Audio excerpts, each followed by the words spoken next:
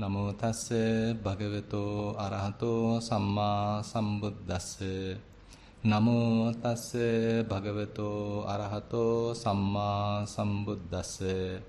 Namo tassa bhagavato arahato samma sambuddhassa. Idda bhikkave bhikkhu cakkuna rūpaṃ disvā santaṃ vā ajjattaṃ rāgadosa mohaṃ attime ajjattaṃ rāgadosa mohoti pajānāti iti. Dear Dhamma friends, we have taken a particular sutta to discuss in this English medium retreat.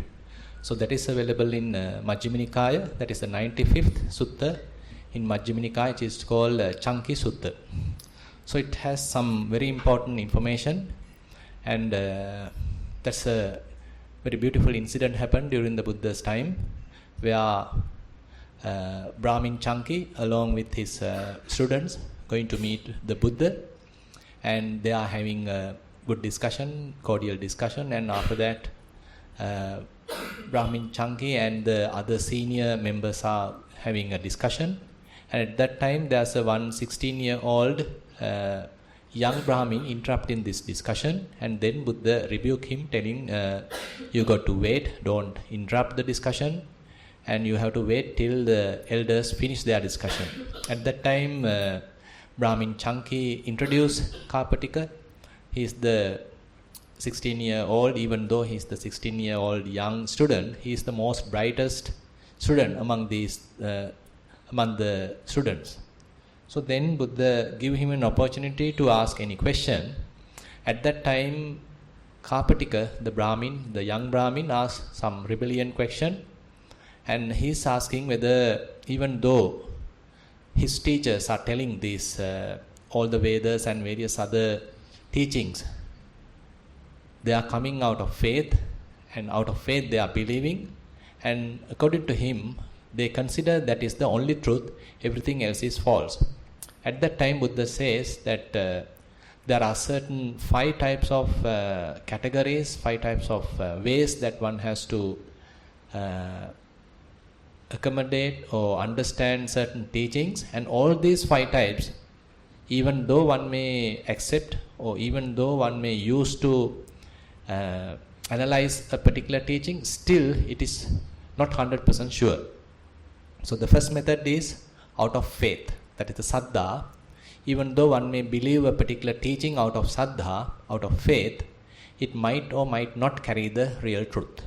So you may be believing in something, so it may be really faithful, you may be really faithful to that teaching, really faithful to what you are learning or listening or learning, but still, if it is just merely out of faith you are learning, you are accepting, then it is not 100% sure it really have the truth. It might have the truth or might not have the truth.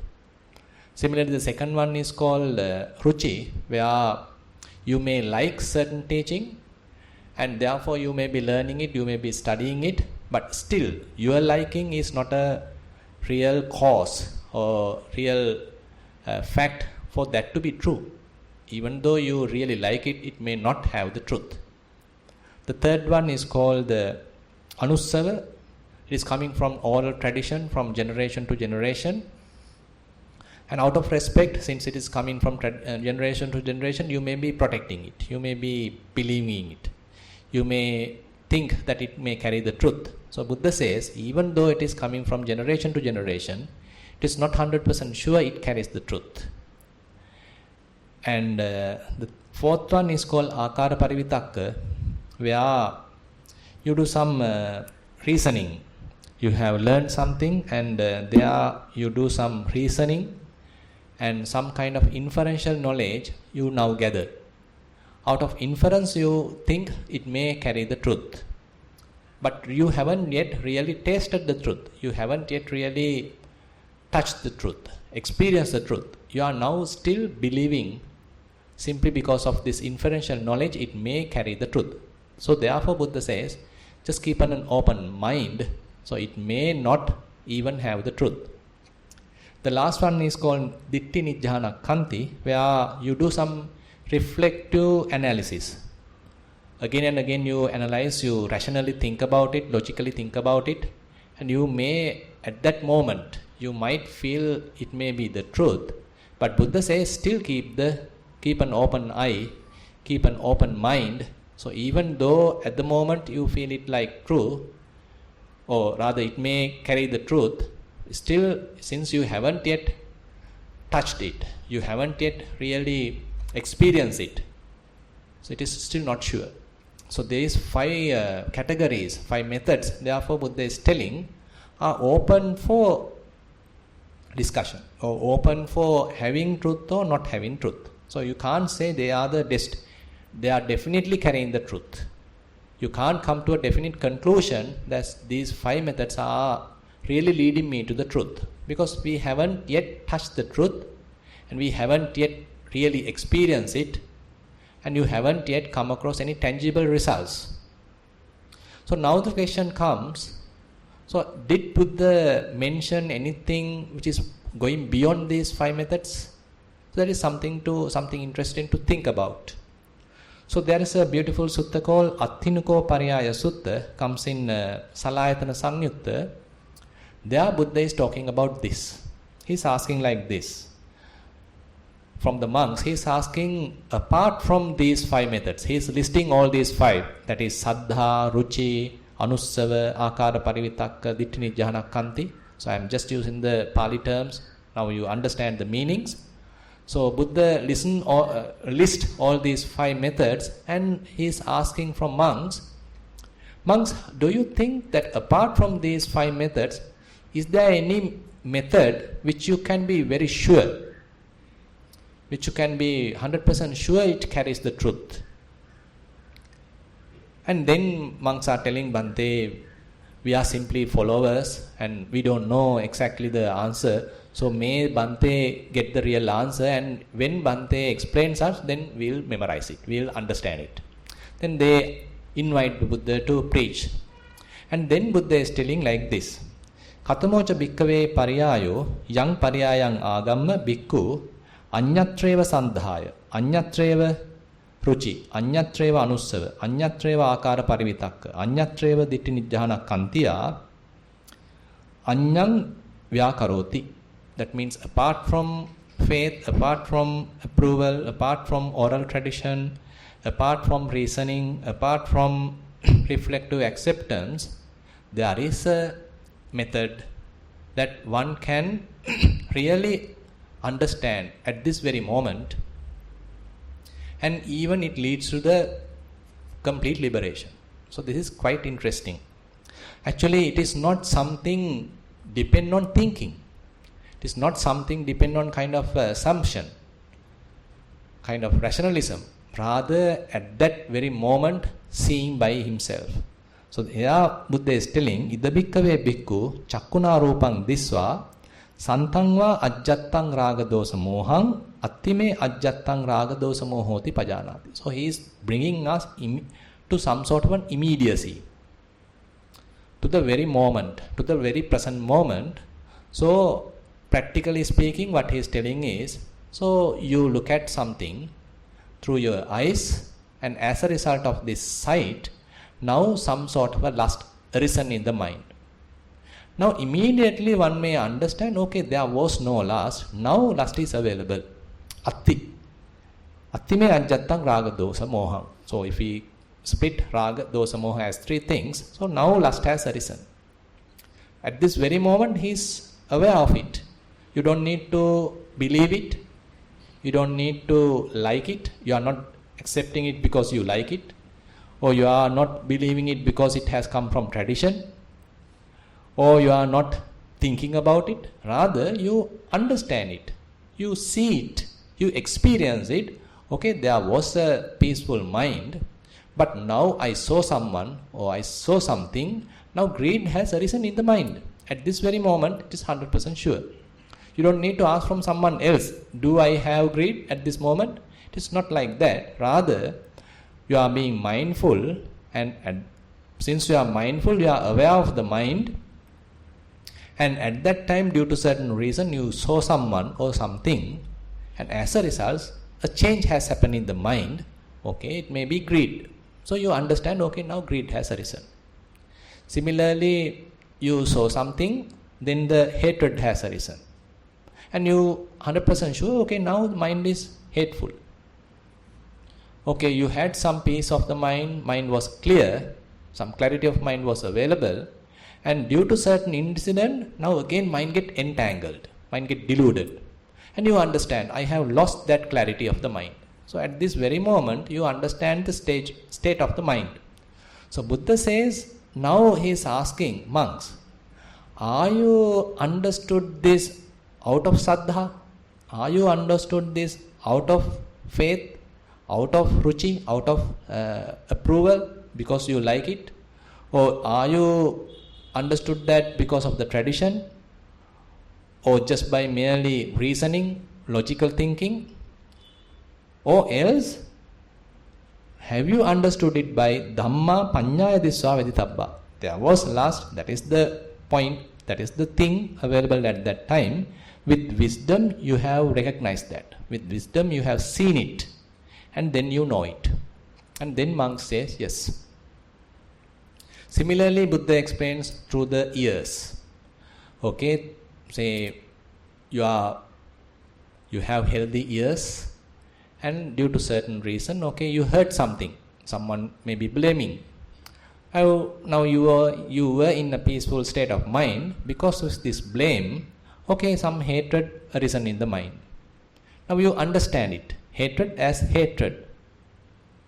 Okay, someone is praising you. Okay, due to that, conceit arisen. Okay, you understand that. Okay, I didn't have that kind of a conceit. Okay, now conceit has arisen.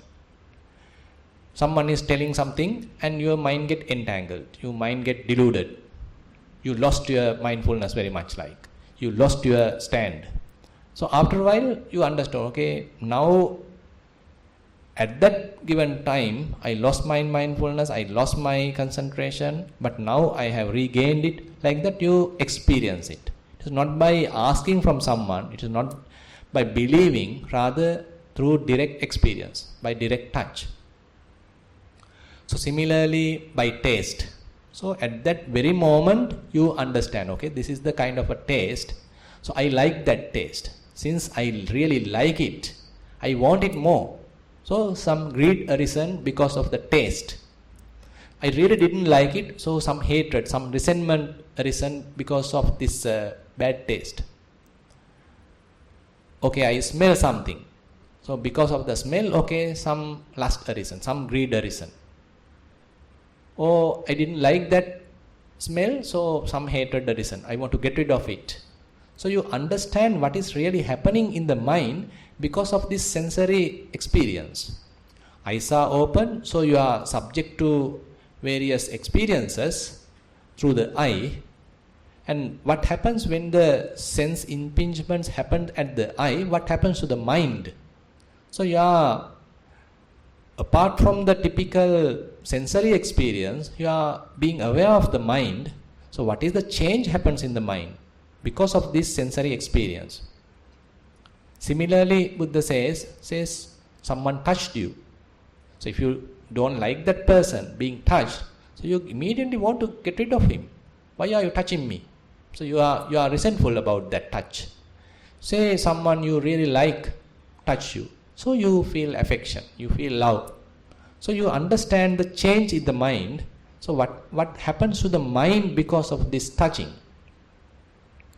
So likewise, there may be some clarity of the mind available, but due to certain reason, some memory coming to the mind. Okay, you got some image, mental image of your mother, say your loved one, someone which you like. Now immediately you get attracted to that image. Okay, mother, I don't know whether she has had her lunch or had a good night or whatever thing. So you immediately get some affection arise, some kind of attachment arise in the mind. So you recognize this change happening at that very moment in the mind. So Buddha is bringing us to this immediacy. So this immediate change happening in the mind it is not that you are believing. It's not that you are taking out of faith, not because you like that, but rather you really experience it. Rather you really at that very moment, through the mindfulness, through the awareness, you recognize it. So this Buddha says is completely out of that 5 methods. So this is something that Buddha is encouraging us to practice. So this practice, if we are leading, if we are continuing, what happened to us? So very much like this, now we have actually considered, Buddha has mentioned here in this particular sutta related to the mind, but we can extend it to all 4 satipatthana, to kayanupassana. For example, if you are experiencing breath, so once you are mindful about the in-breath, so it is not out of faith you are mindful.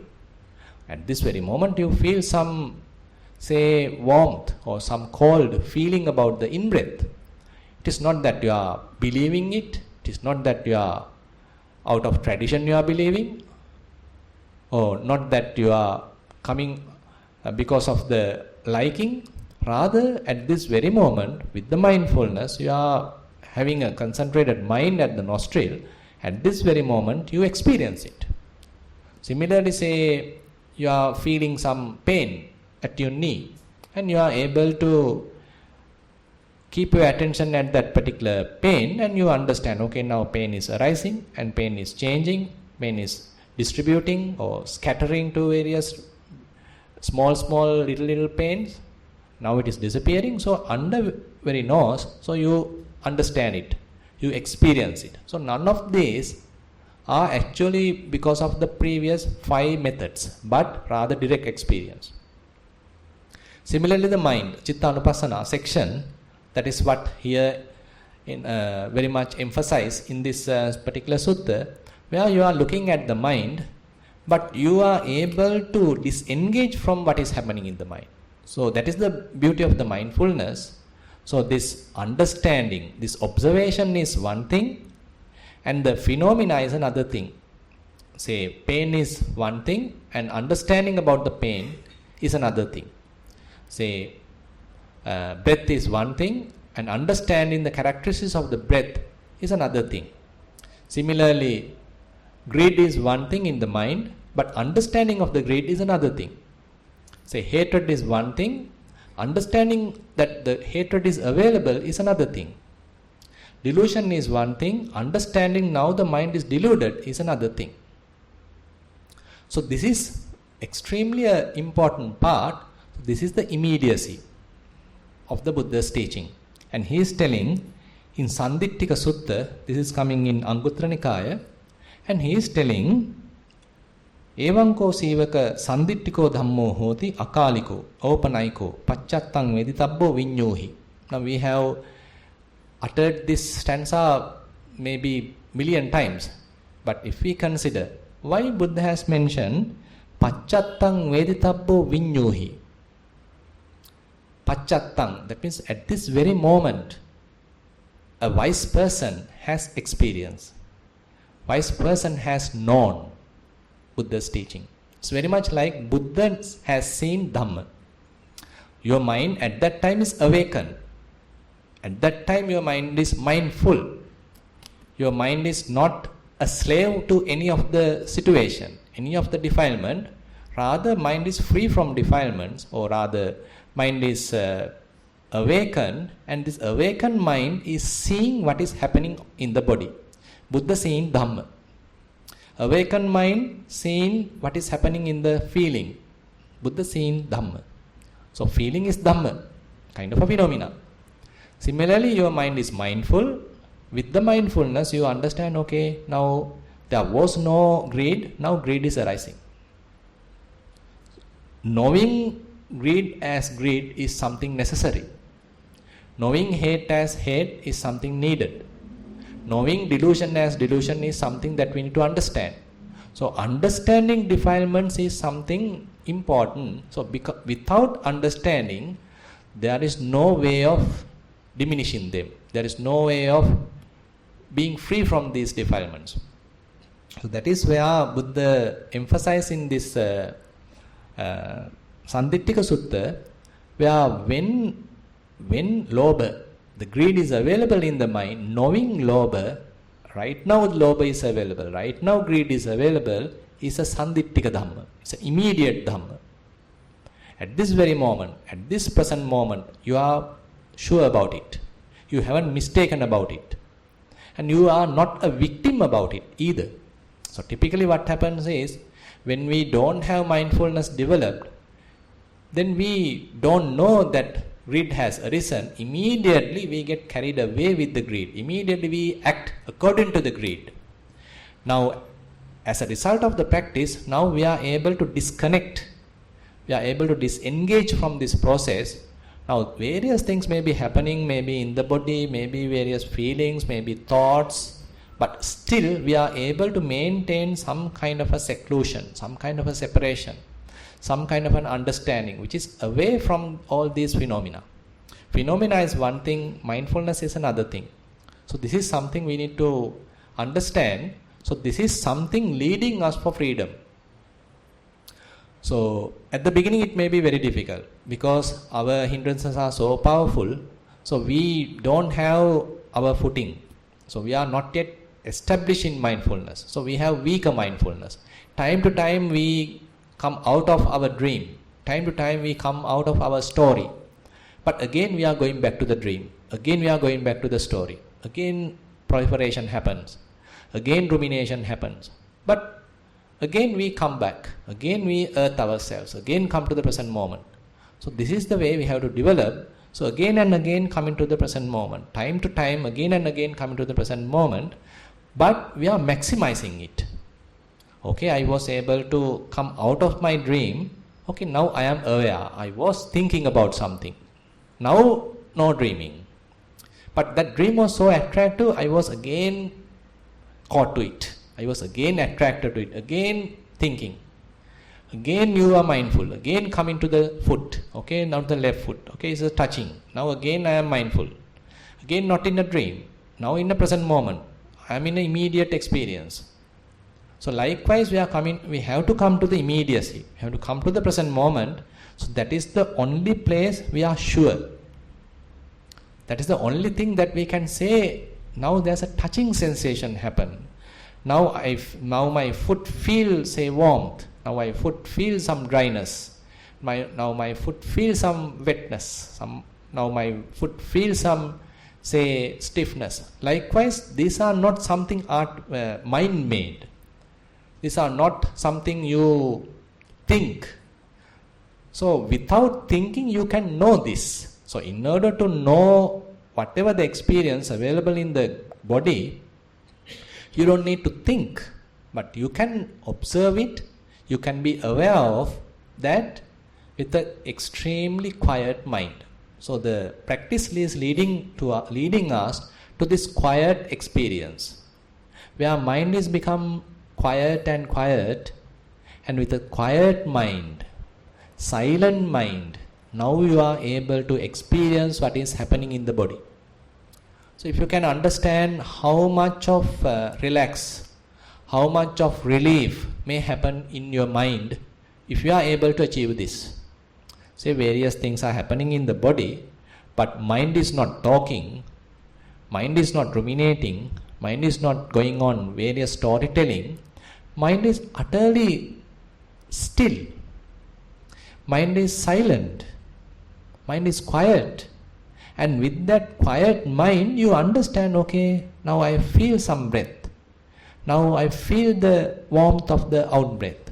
Now I feel that is the beginning of the in breath. Now I feel this is the beginning of the middle of the breath. This is the end of the breath. So this actually, even though it appears like easy or very simple, it has a real depth when we consider about our thinking patterns. Because our minds are not interested about this kind of a immediacy. So this present moment experience is utterly boring because it's not really enticing the mind. It is not really exciting the mind. It is not really stimulating the mind. Rather you feel bored. So that's why at the beginning it is very difficult to come out of our dream. Buddha is telling that we are very much experts in thinking. We all are thinkers nowadays. Many philosophers, thinkers, so all are there. So I used to say that we all are chintakas and chintikas. So all are chintaka. All males are chintaka, females are chintika. So we are very good in thinking. So we think, through thinking, we can be enlightened. So according to Buddha's teaching, it is not. But rather it is not through thinking. But if it is the case, then Buddha has mentioned, okay, it is through akara parivitak.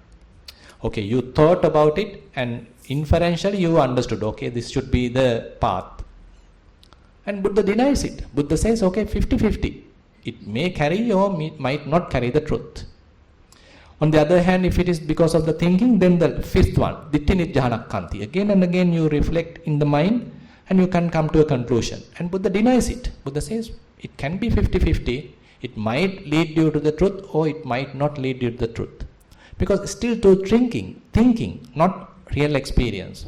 So therefore coming to the present moment is utterly important in meditation. But as I said, our mind does not appreciate it at the beginning. But more and more you practice, more and more you develop mindfulness, and more you enhance that. Say 5 minutes you are being mindful, 10 minutes you are being mindful, 1 hour you are being mindful, then and there you being mindful. And it is very much like kind of an awakening process. You are no more into the dream world, rather living. We start to live. Therefore Buddha says to one of the Brahmin, he is called Unnaba, he is asking, Bhante, what is the refuge for the mind? Now he is asking, now various things we are looking at. So because of these sights, our mind get corrupted. Various things we are listening. So because of this hearing, mind get corrupted. And various things we are smelling. Because of this, nothing actually remains in the nose. But ultimately some change happen in the mind. So all get collected, get all this pollution happen in the mind. And similarly, we may be going through various tactile sensations. And as a result, nothing remains in the body. Ultimately, the mind get affected. And this Unnaba Brahman is asking, so this kind of a entangled mind is there. So Bhante, what is the solution for this? What is the remedy for this? What is the refuge for the mind? Then Buddha is telling, that is the mindfulness. Satiko Brahmana Manassa Patisarana. The real refuge for the mind is the mindfulness. So therefore, even though it appears like a very simple practice, coming to the present moment appears like boring, appears like not fulfilling, not taking you to any place, but more and more make it abundant. So you are leading out of the dream. You are leading out of the experience, and you are trying to maintain kind of a disconnection between the experience and the knowing. And there's another beautiful connection, this sutta leading us to bodily, verbal and mental activities. And in one particular sutta, Buddha is asking, this is called Kaya Sutta, available again in Anguttara Nikaya. Buddha is asking, now there may be various bodily deeds. Say for example, killing animals, panatipata. So if one recognizes, okay, someone is careless and he kills animals, he is not careful about the first precept, and you think that I better like to instruct this person. Say your child is not much, behaving well, he is killing little animals, but as a mother, as a father, you want to instruct your child. And then you are instructing the child, son, daughter, don't kill animals. So what do you think? Is this killing can be stopped by the body or by the words or by the mind? Through the body. Because killing happens by the body. That's a kaya duccharita. The mind may get polluted, but the real killing happens by the body. So therefore Buddha is telling, okay, this bodily misconduct can be stopped by the body. But mind get polluted, doesn't matter. Mind may telling you, okay, kill, kill, kill. But mother has told me not to kill. So I am not going to kill. So my body is now restrained. Similarly, say you are stealing using the body. So Buddha is telling, okay, someone is telling, don't steal. And you understood, oh, I have to use my hand to steal. So somehow you can stop that. So Buddha is telling, you can kayena pahatabba. You can abandon this misdeed through the body, because the main connection is related to the body.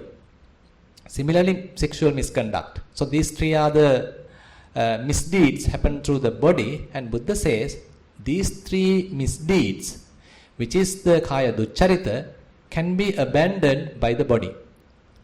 Similarly, you can now understand 4 things are available for the words. Okay, you are lying. Okay, your father now advising you, don't lie, don't lie. So next time there's an opportunity to lie. So you remember, okay, father instructed me not to lie.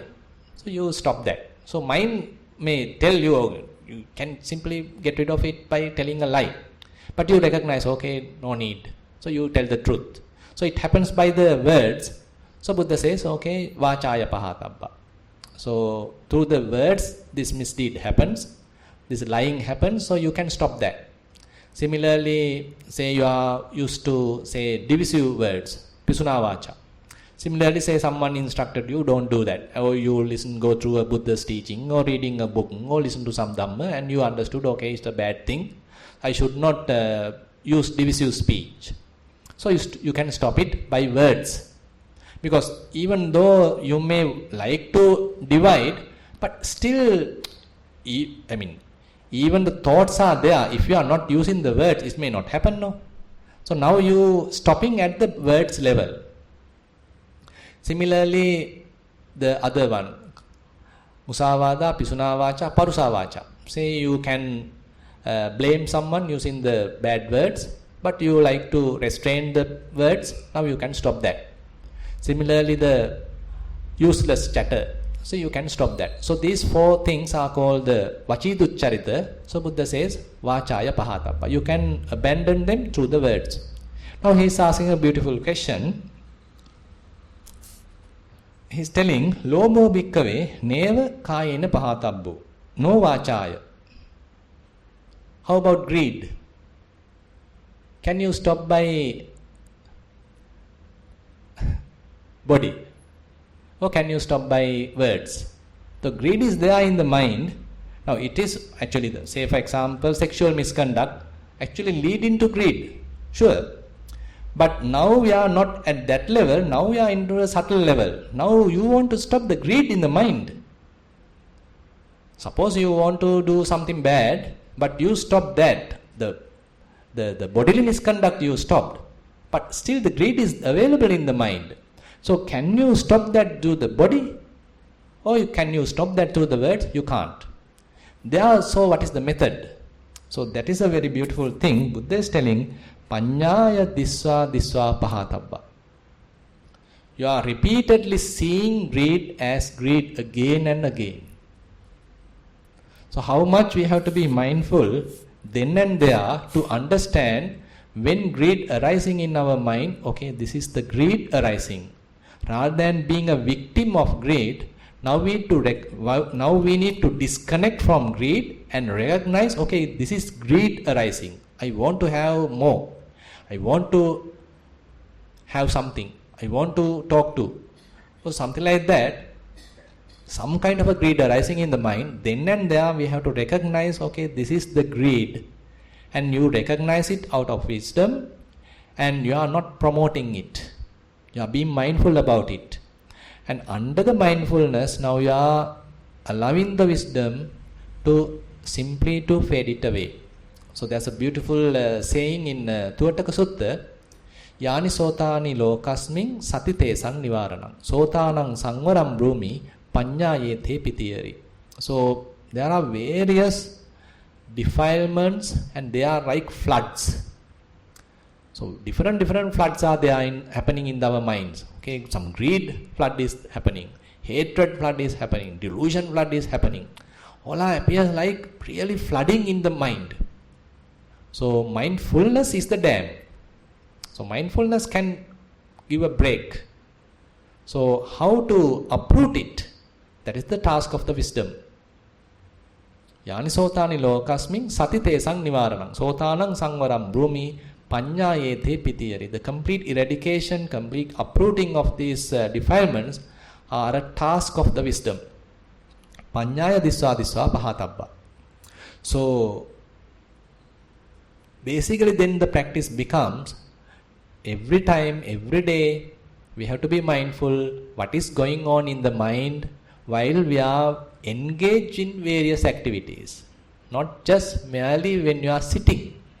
So that is the training. Now the real battle. Now we are in the training camp, Kalalgoda training camp.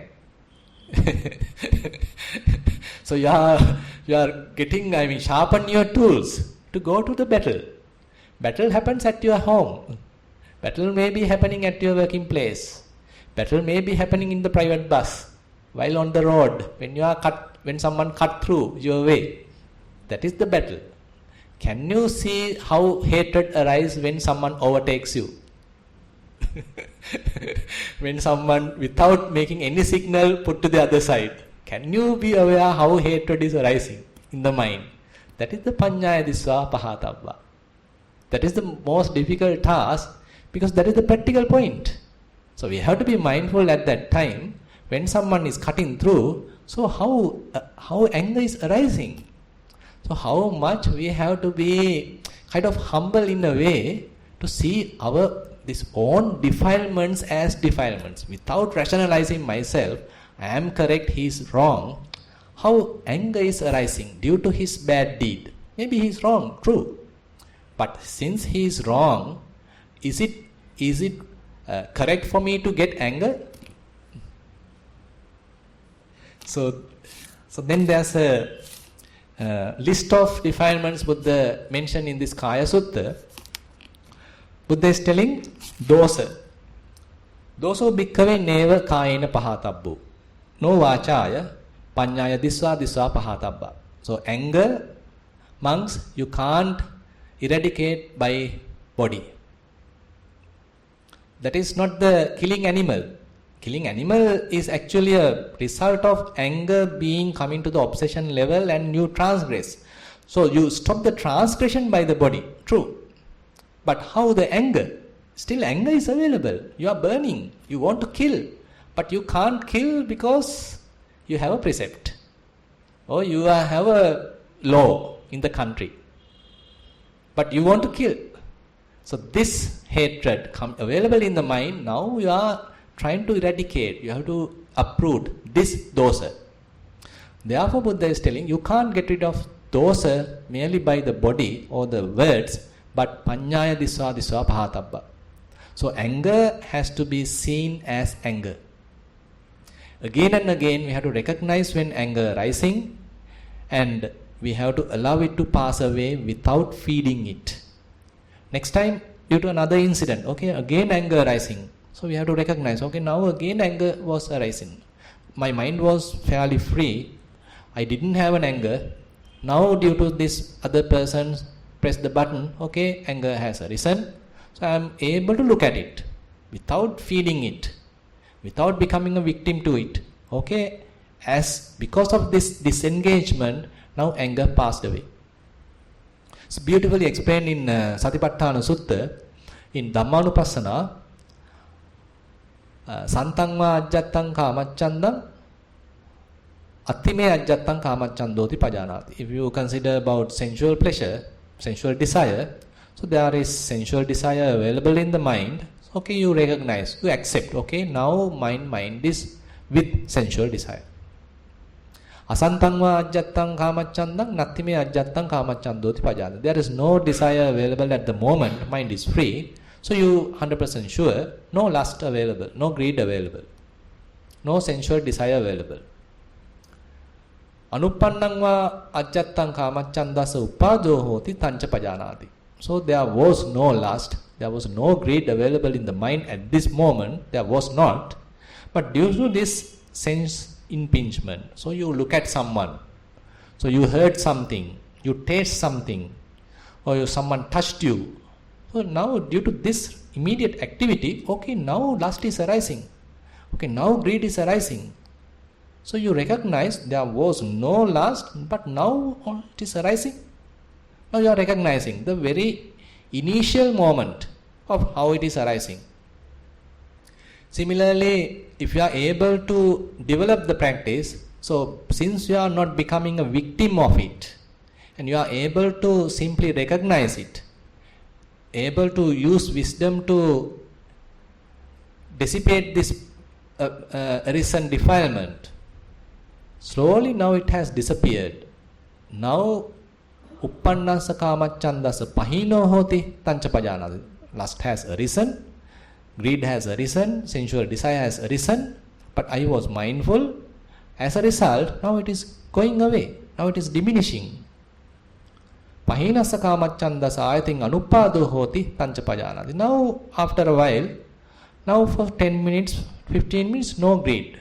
Because you are able to look at it, you are able to recognize it, you are able to maintain some disconnection, not becoming a victim of it, and you applied the wisdom, mindfulness, and now it is no more coming. So similarly, Buddha says moha, delusion. Delusion cannot be overcome by the body. Delusion cannot be overcome by the words. But delusion has to be seen then and there. Panyaya diswa diswa pahatabba. Then kodha, anger. So due to various reasons, the anger can arise. That cannot be uprooted by body or the speech. Rather, then and there, panyaya diswa diswa pahatabba. Then he is calling upanaha. So these are different defilements, actually quite interesting. Upanaha means hostility. So you like to get some sort of hateful feelings, some kind of hostile feelings are arising. Say someone has done bad thing, simply someone has looked down.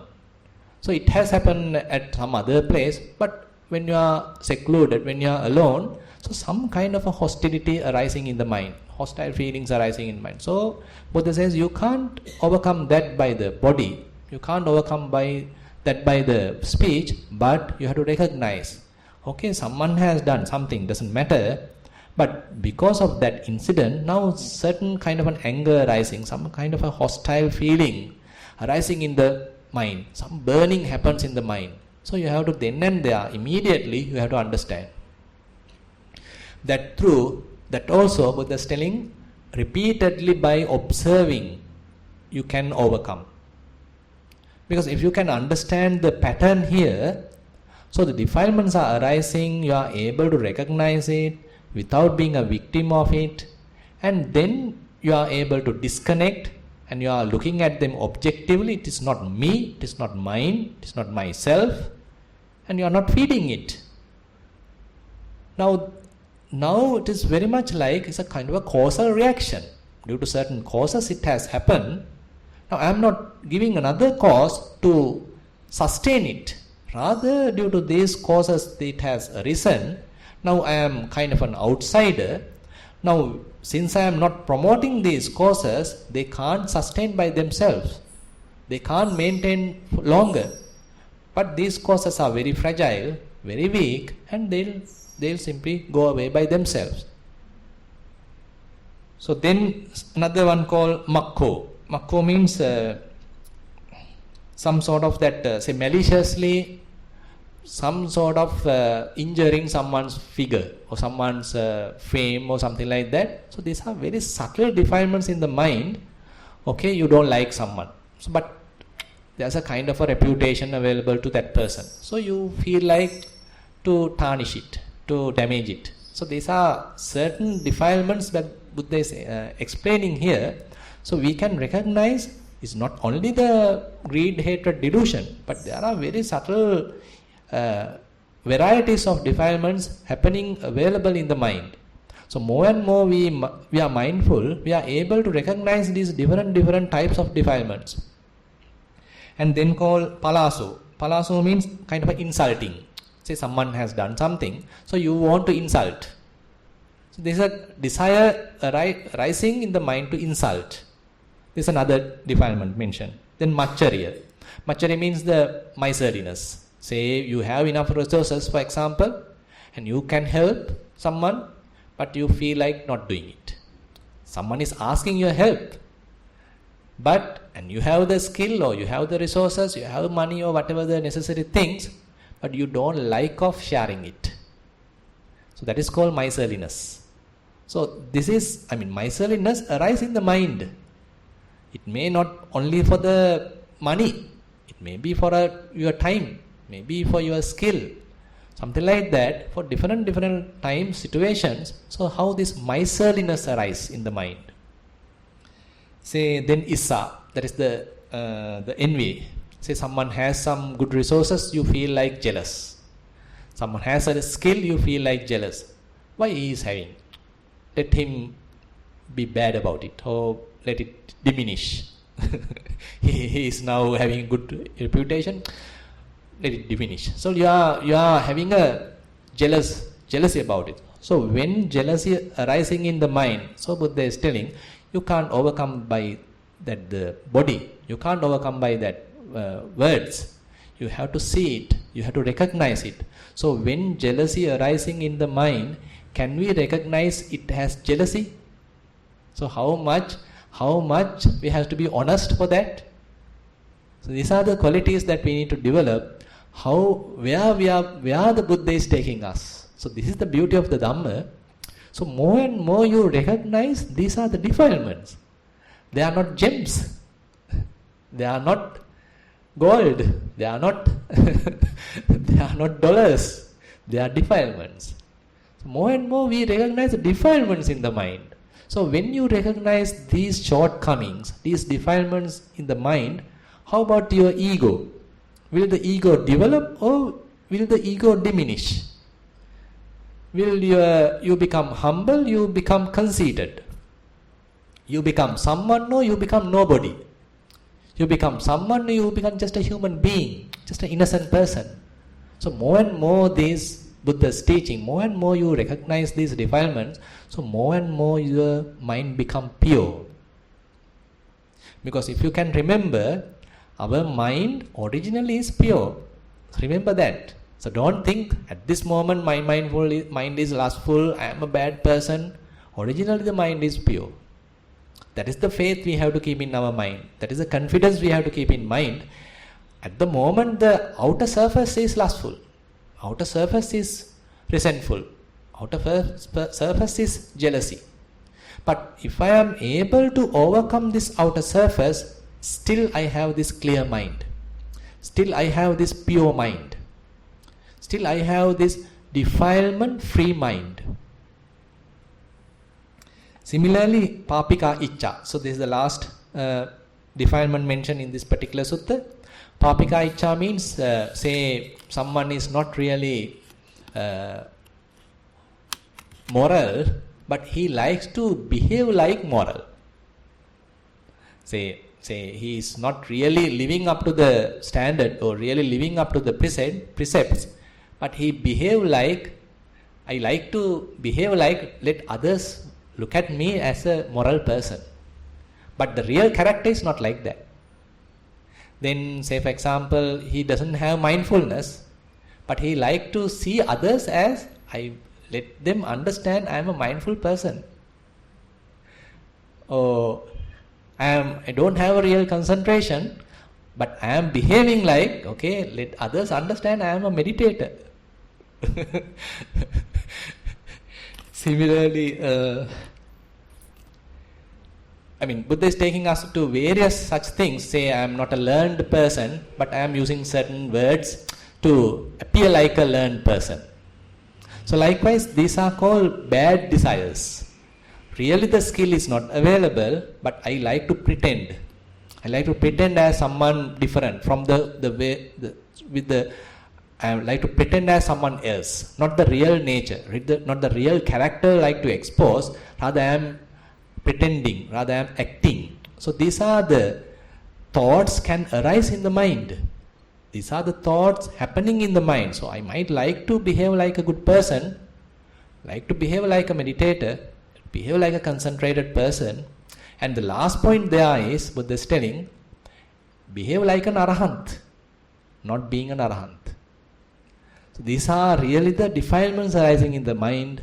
So Buddha is telling you can't get rid of that by the body. You can't get rid of that by the words. Rather, you understand this is a desire, wrong desire, bad desire happening in the mind. So remember, these are mentioned 2600 years ago. Even at that time, people's mind have these defilements, not only today. So our human mind the defilements are suggesting, okay, you behave like a good person. You behave like a wise person. Not being a wise person, not being an arahant, you behave like an arahant. You behave like a sotapanna. So these are different temptations happening in the mind, different instructions or bad desires happening in the mind, and Buddha is telling us, recognize them. Don't be a victim to them. Recognize them, don't be a victim, but understand, okay, this is a bad desire. Papika icha. It's a bad desire, and don't be a victim, just let it go. Then let it pass away. So if we think that our mind is entirely free from all these things, so then we can't pure our mind. So we have to be very humble, even though at this moment my mind is free from any of these defilements, but there's a potential, there's a possibility, these bad defilements can arise in the mind. So we have to be humble, extremely humble, to be in that state. So at this moment, my mind is not lustful, but due to certain causes, lust can arise. So keep that vulnerability in the mind. Don't trust the mind 100%. Lust may never arise in the mind. I am now an anagami. That's too much overestimation. Rather keep some provision. Okay, at the moment my mind is very peaceful, but I can't trust this guy. Very, very tempting. He's not a trustworthy person. So don't give a certificate to the mind. Rather keep some provision. Okay, there's a possibility. Still I can't be 100% sure. So at the moment I am not hateful. I have enough metta, loving kindness towards all the living beings, but don't know about the next moment. I was spending 1 hour spreading metta for the whole universe. But next time when I am getting to the bus, I don't know what happened to that metta. So we have to keep that understanding. So that is the practicality in a way. That is the kind of a humbleness we have to keep in ourselves. So because these defilements are such culprits. So to such level, these are subtle, tempting desires, tempting potentials available in the mind. So we have to recognize them. We have to understand them and simply let them go away. So therefore in this Kaya Sutta, Buddha is telling all these different bad, or rather various shortcomings in the mind, defilements in the mind, you can't get rid of through the body or the speech. Rather, then and there you have to recognize. Then and there you have to understand. So please understand, they may not arise while you are in Kalalgoda. While you are in your cushion, on your cushion. So that is where we have to get into the battle. That is where we have to be with the others. That is where we have to deal with various activities. Then only you recognize the real image, who you are, who we are. So for that, actually we have to be with the others. That's the only way. You can't have your own cocoon and be with it in a soundproof environment. The sound has to come, then only the anger may come. The others have to blame, then only the anger may come. So you have to thank the other person. Why are you being angry with him? So there's another statement. So while meditating, so you are trying to catch various defilements. You are very alert. Your mind is very mindful. So because of this alertness, defilements are not coming. So they go more and more to the lower layers, and they are there. So, but you are in a relaxed mood. You are in a little relaxed, in a loose mood, and then they are ready to come out. So that is where the mind, this meditation becomes kind of a living experience, kind of way of life. Then the meditation is not just on the cushion, not in a kind of a schedule. From the very moment we start, or from the very moment we awake, and till the very moment we go to sleep, we have to be aware of what is happening in the mind. So while doing some other task, we have to have another observing thread running, observing the mind. While talking, we have to observe the mind. While, say, teaching, you have to observe the mind. While learning, you have to observe the mind. While, say, cooking, you have to observe the mind. While looking at a, say, drama, you have to observe the mind. So likewise, each and every task we have to engage with. At the same time, we have to observe the mind. What are the changes happening in the mind? Then only we can recognize the practical sense. Okay, these are the changes happening in the mind. That is what mentioned in the Ayatana Pabbha in Dhammanupassana. It's again in Satipatthana Sutta. So whenever eye is open and the sense impingement happens, the vision happens, there's a possibility for the fetter to arise, sangyojana to arise. So these sense impingement are the teachers in the sense.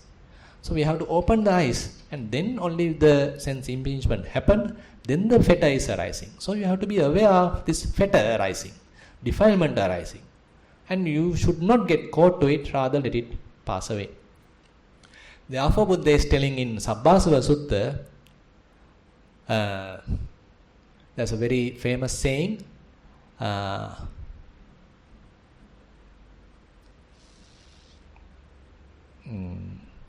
it's not coming to the mind, the Pali statement. It's telling that only for the person who recognize, who understand, then and there the defilement, then and there the influxes, asava, only for that person I declare the asavakkaya is possible. Complete extinction of, uprooting of asava, the influxes is possible. So the asavakkaya jnana is only possible when we are able to look at it, we are able to understand it, we are able to recognize it. So with that note, I'll conclude today's Dhamma sermon. Thank you very much for attentive listening.